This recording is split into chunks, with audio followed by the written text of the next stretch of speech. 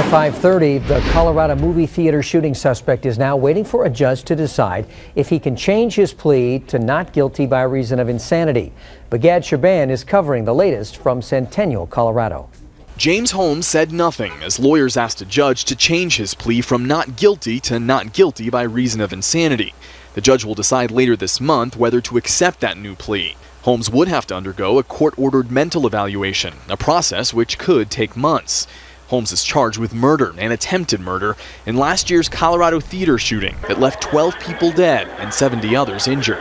He's also accused of rigging his apartment with explosives and trying to lure first responders there by playing loud music. Where exactly were you shot? I was shot in my arm right here.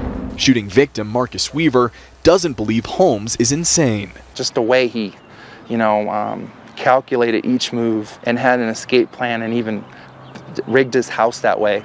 That's not the work of someone insane. If the judge grants Holmes' request, prosecutors will have to convince a jury, beyond a reasonable doubt, Holmes was sane at the time of the shooting. A successful insanity defense would help Holmes avoid a possible death sentence.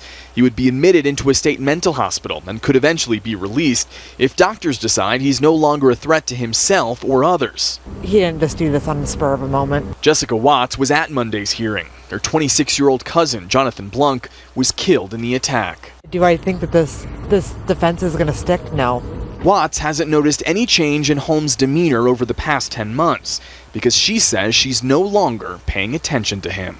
Bagad Shaban, CBS News, Centennial, Colorado.